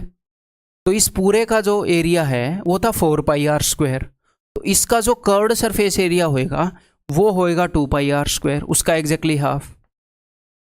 इस पूरे एरिया का एग्जैक्टली हाफ है ये तो नया बना है, ठीक है। और ये है क्या? ये एक सर्कल है सर, जो नया बना है वो एक सर्कल है जिसका रेडियस r है। ये है πr², इसका एरिया, ठीक है। तो यहां पर टोटल सरफेस एरिया क्या हो जाएगा? टोटल सरफेस एरिया हो जाएगा कर्व्ड सरफेस एरिया प्लस इसका एरिया, तो हो जाएगा 3πr², ठीक है मेरे भाई। यहां पर याद रखने लायक यही चीजें हैं। नेक्स्ट देखो, ये चीज भी आपको मैं याद करवा दूंगा, इसके बाद आपको टेंशन लेने की जरूरत नहीं पड़ेगी, बिल्कुल भी सीधी पेंशन लेने की जरूरत पड़ेगी नौकरी के बाद। देखो, जैसे किसी भी ट्रायंगल के अंदर, ध्यान से मेरी बात को सुनिएगा, किसी भी ट्रायंगल के अंदर अगर मैं बेस के पैरेलल लाइन बना देता था तो ये जो छोटे वाले ट्रायंगल है और ये जो बड़े वाले ट्रायंगल है ये सिमिलर हो जाती थी। आप बोलोगे जी हाँ, उसी चीज़ का 3D वर्जन है। यहाँ पर मैं बेस के पैरेलल लाइन मारता था, बेस जो है वो एक लाइन होता था। यहाँ पर जो बेस है वो एक 2D फिगर है, यहाँ पर जो बेस है वो एक सर्कल है। तो बेस के पैरेलल होने का क्या मतलब है? बेस के पैरेलल होने का मतलब है ये जो नीचे सर्कल है इसके पैरेलल एक सर्कल बनाऊं, इसके पैरेलल में चाकू से काट दूं इसको, कोन को। यहाँ पर ये जो सर्कल है इसके पैरेलल ये वाला सर्कल होना चाहिए। या फिर अगर मैं इसको चाकू से काट रहा हूं तो बेस के पैरेलल ये नहीं है कि मेरे पास एक कोन रखा है और उसको ऐसे काट दिया। क्या ऐसे काट नहीं सकते? काट सकते हैं, निकाल भी सकते हैं सब कुछ, बट हमारे सिलेबस में नहीं है। हमारे सिलेबस में क्या है? बेस के पैरेलल कट लगाना है। तो इसी चीज़ का 3D वर्जन है। अगर आप बेस के पैरेलल कट लगाते हो तो अब मेरी बात को ध्यान से सुनो। यहाँ पर 2 ट्रायंगल आपको दिख रही होंगी, एक तो ये बड़ी वाली और एक ये छोटे वाली। आपने बेस के पैरेलल कट लगाया है तो ये जो है ये इसके पैरेलल हो गई। हाँ जी सर, पैरेलल होगी। ये क्या है? एक तो यहाँ पर क्या बनता है? यहाँ पर बनता है एक छोटी ट्रायंगल और एक बड़ी ट्रायंगल। क्यों? क्योंकि हमने ट्रायंगल को काटा है। अगर कोन को काटोगे तो एक छोटा कोन बनेगा, एक बड़ा कोन बनेगा। यहाँ पर छोटी ट्रायंगल और बड़ी ट्रायंगल क्या होती हैं? सिमिलर होती हैं। यहाँ पर छोटा कोन और बड़ा कोन सिमिलर होंगे। 3D फिगर भी सिमिलर हो सकते हैं मेरे भाई, ठीक है। फिर यहाँ पर क्या होता है, अगर दो चीज़ें सिमिलर हैं तो उनकी वन डायमेंशनल चीज़ों का रेशियो अगर A:B है तो उनकी टू डायमेंशनल चीज़ों का रेशियो A²:B²। ये 3D फिगर है तो 3 डायमेंशनल चीज़ों का रेशियो A³ बस एक चीज़ एक्स्ट्रा ऐड हो जाएगी और यहाँ पर कुछ नया नहीं है, सेम चीज़ है। ठीक है, तो यहाँ पर बेस के पैरेलल ही ये खींचा गया है। तो अब आप मेरी बात को ध्यान से सुनिएगा। ये है छोटे वाले कोन का रेडियस, ये है बड़े वाले कोन का रेडियस, है कि नहीं है? आप बोलोगे जी हाँ सर। ये है छोटे वाले कोन की हाइट, यहां से लेकर यहां तक। ये है बड़े वाले कोन की हाइट। ठीक है, ये है छोटे वाले कोन की स्लांट हाइट, ये है बड़े वाले कोन की स्लांट हाइट। हाँ जी सर। तो देखो छोटे वाले कोन और बड़े वाले कोन, अब मेरी बात को ध्यान से सुनिएगा। छोटे वाले कोन और बड़े वाले कोन के अगर आप रेडियस का रेशियो ले रहे हो, मान लो बड़े वाले कोन का रेडियस डबल है तो बड़े वाले कोन की हाइट भी डबल होएगी, बड़े वाले कोन की स्लांट हाइट भी डबल होएगी। यानी कि जितनी भी वन डायमेंशनल चीज़ें हैं, जितनी भी लंबाइयां हैं, अगर मैं छोटे वाले कोन के बेस का पेरीमीटर लूँ, बड़े वाले कोन के बेस का पेरीमीटर बोले तो सरकमफ्रेंस लूँ, तो उसका रेशियो भी वही होएगा। तो फॉर एग्जाम्पल हम मान लेते हैं, ध्यान से सुनिएगा, कि छोटे वाले कोन और बड़े वाले कोन के रेडियस का रेशियो,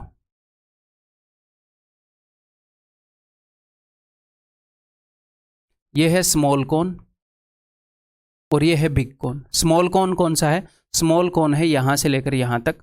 अब मैं इस हिस्से को नीचे फ्रस्टम से कंपेयर नहीं कर रहा, फ्रस्टम बोलते हैं काटने के बाद जो नीचे बाल्टी बचती है, इसको मैं इस पूरे बड़े कोन से कंपेयर कर रहा हूं। जैसे ट्रायंगल्स के अंदर आप क्या करते थे, छोटी ट्रायंगल को बड़ी ट्रायंगल से कंपेयर करते थे। ये नहीं है कि इस छोटी ट्रायंगल को इस ट्रेपेजियम से कंपेयर कर रहे हैं, नहीं करते थे ऐसे। तो यहां पर भी वैसे नहीं करना। ठीक है, ठीक है। तो अगर छोटे कोन और बड़े कोन के रेडियस का रेशियो 1:2 है तो इनकी स्लांट हाइट का भी वही रेशियो होगा, इनकी हाइट का भी वही रेशियो होगा, इनके बेस के सरकमफ्रेंस का, जितनी भी वन डायमेंशनल चीजें हैं सबका यही रेशियो होगा। इनकी टू डायमेंशनल चीजें यानी कि छोटे वाले कोन का कर्व्ड सरफेस एरिया, छोटे वाले कोन का टोटल सरफेस एरिया और बड़े वाले कोन का curved surface area, total surface area, उसका रेशियो होगा 1:4। 3D में एक ही चीज होती है, वो क्या होती है? वो है वॉल्यूम। ठीक है, वॉल्यूम का रेशियो होगा 1:8। मैं दोनों जगह क्यूब कर रहा हूं, 1 का क्यूब और स्क्वायर बस दिख नहीं रहे हैं। ठीक है, तो वन डायमेंशनल चीजों का अगर हमें रेशियो मिल जाए तो हम 2 डायमेंशनल का निकाल सकते हैं, 3 डायमेंशनल का निकाल सकते हैं। 3 डायमेंशनल चीजों का रेशियो मिल जाए तो 2D और 1D का निकाल सकते हैं, है ना। इसका मिल जाए तो यहाँ से सीधा क्यूब रूट करके ये निकालेंगे, फिर ये भी आ जाएगा। ये अगर बता दिया और ये पूछ लिया तो क्यूब रूट करके ये निकालेंगे, क्यूब करके ये निकालेंगे। समझ गए? ये मामला है। तो कोई मुश्किल है? फ्रस्टम वगैरह आप लोगों को मुश्किल लगता है? क्या मुश्किल है इसमें बताओ? ठीक है, अब ये का क्वेश्चन भी करेंगे।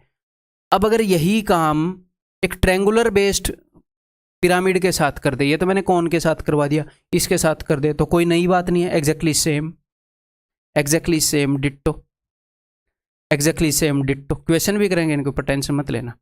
ठीक है, तो इसमें क्या मुश्किल है बताओ? एग्जैक्टली वही चीज है जो हमने 2D फिगर के अंदर करी थी, बस उसी में एक 3 डायमेंशनल चीज आ गई बस। ठीक है, क्लियर है भाई? चलिए एक आधे क्वेश्चन कर लेते हैं ताकि ये डर थोड़ा सा और ज्यादा भाग जाए।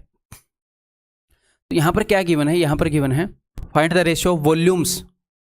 वॉल्यूम हमने पता करना है अलग अलग पार्ट्स का, यानी कि इस हिस्से का, इस हिस्से का, अलग अलग कॉन्स का नहीं, इस हिस्से का और नीचे जो फ्रस्टम बना हुआ है। ये जो बाल्टी जैसी फिगर बनी है इसको फ्रस्टम या छिन्नक बोलते हैं। ठीक, तो यहां पर एग्जामिनर ने इसके बारे में क्या बताया है? इस लंबाई का और इस लंबाई का रेशियो है 2:3, यानी कि छोटे कोन का रेडियस और बड़े कोन का रेडियस। अगर रेडियस का रेशियो है मेरे भाई 2:3 तो स्लांट हाइट का भी वही रेशियो, हाइट का भी वही रेशियो। किसकी स्लांट हाइट? छोटे कोन की स्लांट हाइट और बड़े कोन की स्लांट हाइट।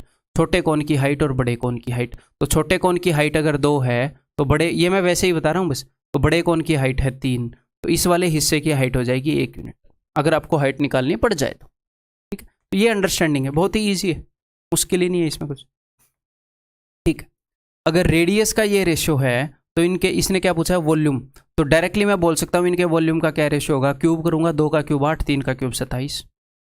तो छोटे वाले क्यूब का जो वॉल्यूम है दैट इज इक्वल टू 8 और पूरे बड़े वाले क्यूब का जो वॉल्यूम है दैट इज इक्वल टू 27।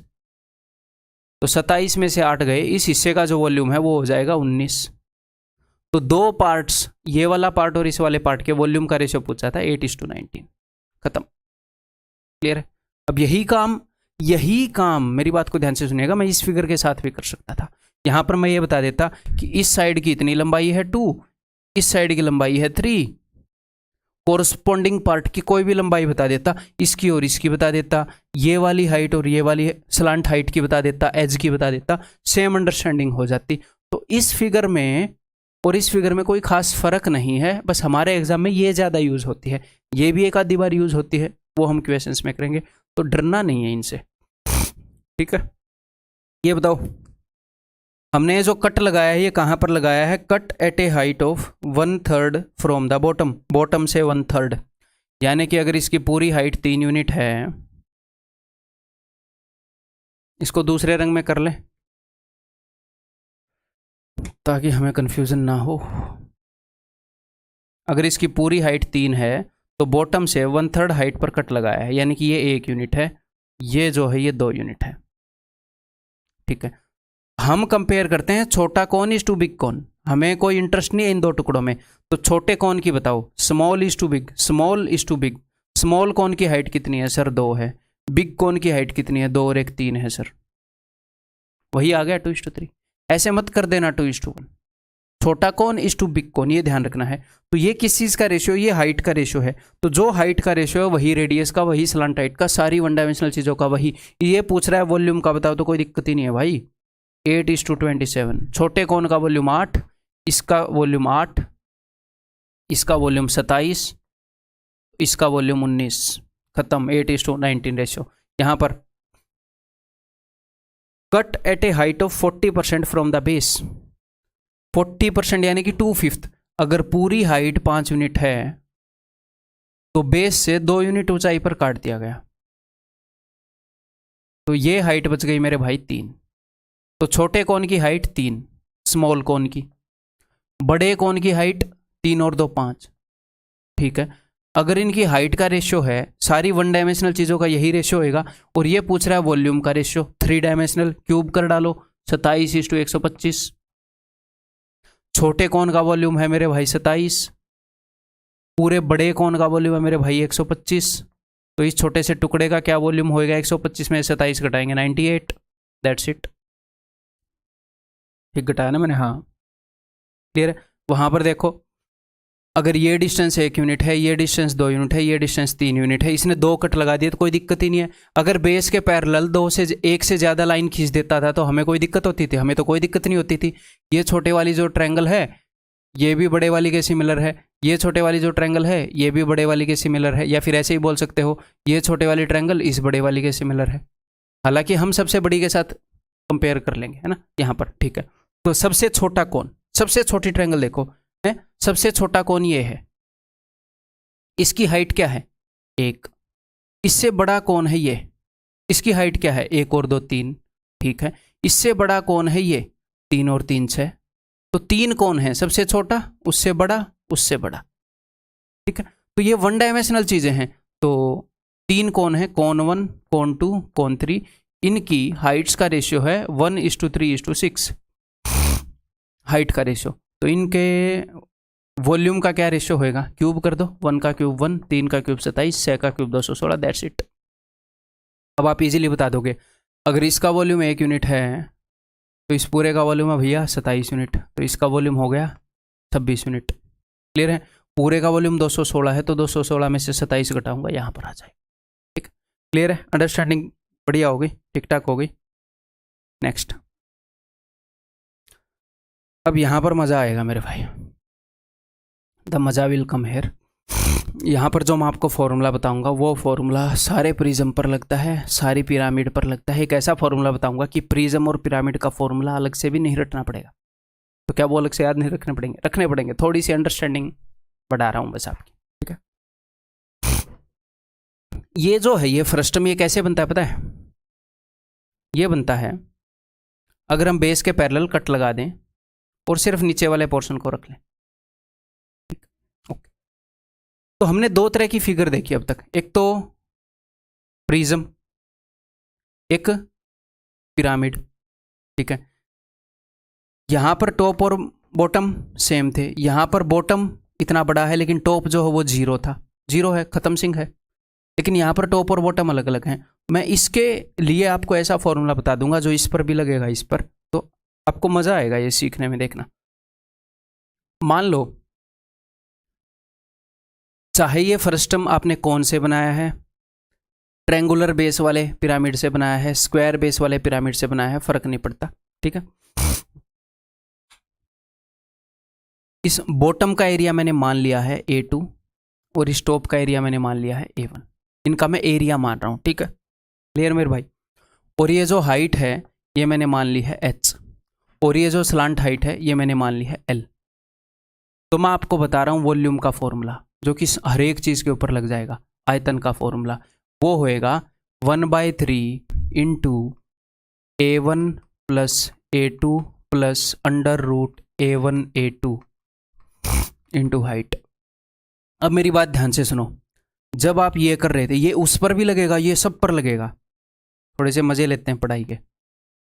देखो, जब आप इसका एरिया निकाल रहे थे तो A1 और A2 सेम थे। आप बोलोगे जी हाँ सर, A1 और A2 सेम थे, तो यहाँ पर क्या आएगा A1, यहाँ पर भी A1 ही मान लो, A1 ओके। और यहाँ पर A1 का स्क्वायर होएगा तो √A1 का स्क्वायर A1, तो 3 बार A1 हो जाएगा, 3 से 3 कट जाएगा। तो इसका एरिया क्या था, area of the base into height, वो यहाँ से ड्राइव हो रहा है कि नहीं? आप बोलोगे जी हाँ सर ड्राइव हो रहा है। इसका एरिया देखो, इसमें जो बेस का एरिया है लेट दैट बी A1 और ऊपर जो एरिया है 0, टक्कर देखो यहाँ पर A1 तो A1 है, ये 0 है, ये भी 0 है, 1/3 into area of base into height आ रहा है कि नहीं? इसी फॉर्मूले से ये भी आ रहा है। तो ये फर्स्ट टर्म का फॉर्मूला है, मतलब बेस और टॉप कैसे भी हों सबके ऊपर ये फॉर्मूला लगता है। ये फर्स्ट टर्म पर तो लगता ही है, इनके ऊपर भी लगता है, ठीक है। मजे आए? अब मैं आपको बताऊंगा पेरीमीटर, पेरीमीटर नहीं सॉरी, लेटरल सरफेस एरिया या कर्ड सरफेस एरिया का फॉर्मूला इसका, वो भी सब पर लगेगा। देखो, half into area of top plus bottom into slant height, इसके ऊपर लगा कर देखो। इसके टॉप और बॉटम का एरिया सेम है सर, तो A1 और A1 ही आएगा बटे में 2, तो 2A1 बटे में 2, एरिया ऑफ बेस ही रहेगा। सॉरी फिलो में एरिया बोल गए हम, कर्ड सरफेस एरिया की बात हो रही है। तो perimeter of top plus bottom into slant height. आपको भी लगा होगा यहाँ पर भी एरिया क्यों आ गया, डर लगा कि अब ये भी याद करना पड़ेगा, पेरीमीटर ही होता है कर्ड सरफेस एरिया में। तो इस फिगर में टॉप और बॉटम का पेरीमीटर तो सेम है, हाँ जी सर, बटे में 2 करेंगे तो पेरीमीटर ऑफ द बेस ही बटेगा इंटू स्लांट हाइट। सर इसमें तो सिर्फ हाइट थी, तो इसकी हाइट और स्लांट हाइट में क्या ही फर्क है, वही इसकी हाइट है वही इसकी स्लांट हाइट है, ठीक है। यहाँ पर area of the perimeter of the bottom है, जो भी पेरीमीटर ऑफ द बेस है वो ऊपर है 0, तो क्या हुआ था, half into perimeter of base into slant height बताया था मैंने आपको, है ना। यही यहाँ पर लगता है, यही यहाँ पर लगता है, ठीक है। तो अब अगर कल को, आज तक हमारे पास जो फ्रस्टम आता गया है वो आया है सर्कुलर बेस का है, और एक आधी बार ये भी आया है, लेकिन इसके फॉर्मूलाज की डिटेल में उसने बात नहीं की है, लेकिन वो कल को करता है। तो इस फॉर्मूले के दम पे आप इजीली सारे क्वेश्चन कर लोगे, कैसा भी फ्रस्टम हो फर्क ही नहीं पड़ता हमें, क्लियर है। अब मैं इनको रब करूंगा, आप अपनी नोटबुक के अंदर लिखेंगे, मैं अब आपको बताऊंगा डायरेक्टली इस वाले फ्रस्टम के लिए जो फॉर्मूले आप याद रख सकते हो, ठीक है। अदरवाइज ये जो अंडरस्टैंडिंग अगर आप रखोगे तो दैट्स इट, वो फॉर्मूले आप थोड़ी सी देर में निकाल भी सकते हो वहाँ पर। लेकिन फिर भी चलो मैं इसको मिटाऊंगा नहीं, नीचे लिख दूंगा। तो वॉल्यूम क्या होएगा भाई, ये तो मैंने जनरलाइज्ड बता दिया, अब मैं सिर्फ सर्कुलर के लिए बता रहा हूँ। तो इसका वॉल्यूम क्या होएगा, इसका वॉल्यूम होएगा 1/3 पाई, इसको मैंने मान लिया स्मॉल r, इसको मैंने मान लिया कैपिटल R, ठीक है, पाई r² plus r² plus RR into H। Sir ये क्या किया, ध्यान से देखो, एरिया क्या होता है पाई r², तो जस्ट मैं पाई बाहर लेकर गया हूं क्योंकि सबके एरिया में पाई था, टॉप और बॉटम के एरिया में सब में पाई था, मैं पाई को बाहर लेकर गया, पाई r², ये क्या था अंडर रूट के अंदर पाई r², एक पाई बाहर आ गया RR, करके देख सकते हो आप, यहां से यही निकल कर आएगा, ठीक है। Next curd surface area, normally क्या होता है पाई आर एल, तो यहाँ पर हो जाएगा pi r plus r into l. ठीक है, क्लियर है सर। टोटल सरफेस एरिया वही टॉप और बॉटम का एरिया जोड़ देना, इसके अंदर क्या ही दिक्कत है।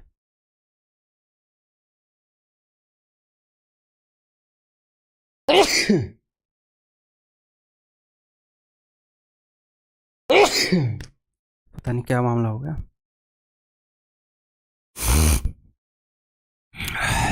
क्लियर है।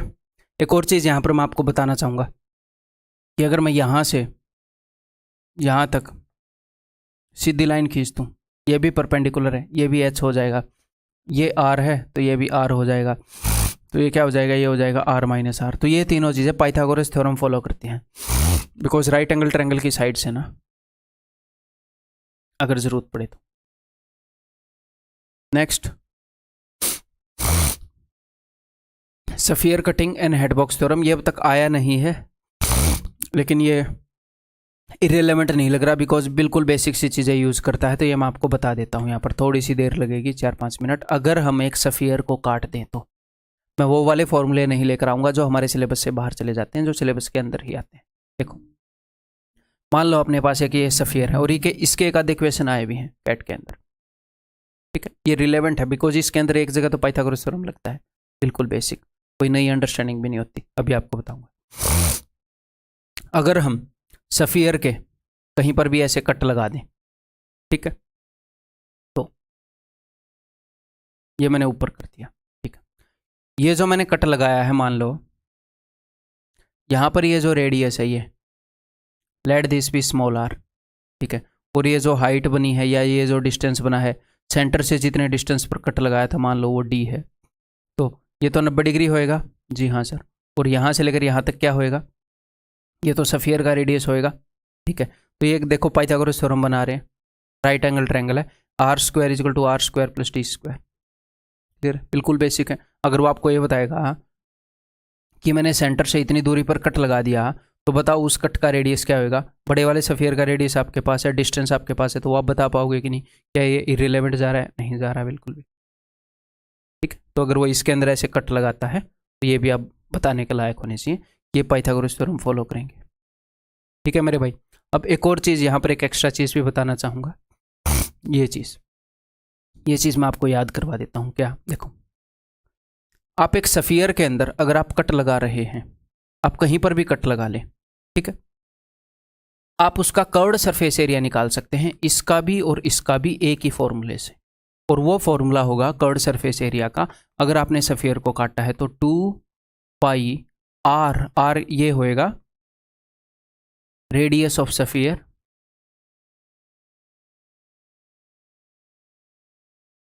Into H. ये एच होएगा हाइट ऑफ पीस, जो भी पीस आपने काटा है उसकी हाइट। ठीक है, तो इसका कर्व्ड सरफेस एरिया हो गया। इसके वॉल्यूम का फॉर्मूला भी है, वो मैं आपको बताऊंगा नहीं, तो फिर आउट ऑफ द सिलेबस चला जाएगा। ठीक है, शायद नोट्स के अंदर आपको मिल भी जाएगा, उसके नीचे मैंने चेक लिखा हुआ है। अपने लिए तो मैं अपनी ब्रेनस्टॉर्मिंग करता रहता हूँ, आपको सिर्फ रिलेवेंट बताता हूँ। ठीक है, मान लो इसकी हाइट है h और इसका रेडियस है r, तो इसका कर्व्ड सरफेस एरिया, कई बच्चे ऐसे कंफ्यूज कर लेंगे कि 2 पाई आर एच। नहीं ब्रदर, ये आपने छोटे वाला रेडियस ले लिया। मैंने क्या बताया है, रेडियस ऑफ द सफियर। किसी भी सफियर का कहीं से भी पीस काट दो, फर्क ही नहीं पड़ता। अब ऐसा पीस मत काट देना, यहाँ पर तो ऐसे सीधा काट दिया, यहाँ पर ऐसे ऐसे तिरछा। ठीक है, मान लो मैंने यहाँ पर ऐसे कट मार दिया, ऊपर एक टुकड़ा हो गया, नीचे एक टुकड़ा हो गया, फर्क ही नहीं पड़ता।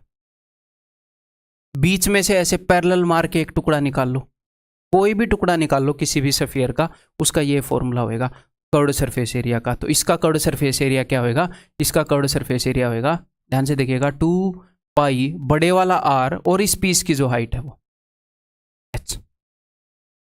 इसका एरिया, इसका कर्व्ड सरफेस एरिया क्या होएगा, इसका कर्व्ड सरफेस एरिया होएगा 2 पाई बड़े वाला आर, 2 पाई आर एच होएगा कर्व्ड सरफेस एरिया। बस h की जगह क्या यूज होएगा, ये d, इस पीस की जितनी भी हाइट है, ये सिंपल है। ठीक है, तो इस फिगर की जरूरत नहीं है, मैंने जो सोचा था उससे भी अच्छे से आपको समझा दिया है यहाँ पर। ठीक है, समझाने के लिए ली थी, बट इसकी जरूरत नहीं है। ठीक है, ये वो चीज़ है आर्किमिडीज ने जिस तरीके से दुनिया को बताया था, हमने और थोड़ा सिंपल कर लिया है। क्लियर है, समझ में आ गई। मैं एक और बात बताऊं यहाँ पर, एक और इंटरेस्टिंग, अगर आप पूरे सफियर का कर्ड सरफेस एरिया चाह रहे हो तो यहाँ पर हाइट क्या हो जाएगी, यहाँ पर हाइट हो जाएगी 2r, हो जाएगी कि नहीं हो जाएगी? आप बोलोगे जी हाँ सर, यहाँ से यहाँ तक r, यहाँ से यहाँ तक r, तो इसका कर्ड सरफेस एरिया मैंने क्या बताया, कितना भी बड़ा पीस हो सिलेंडर का, ऐसे पैरेलल काट रखा हो तो 2 पाई r इंटू 2r, 4 पाई r स्क्वायर आ गया ना पूरे सफियर का कर्ड सरफेस एरिया। ठीक है, तो ये जनरलाइज फॉर्मूला है, बिल्कुल पूछा जा सकता है।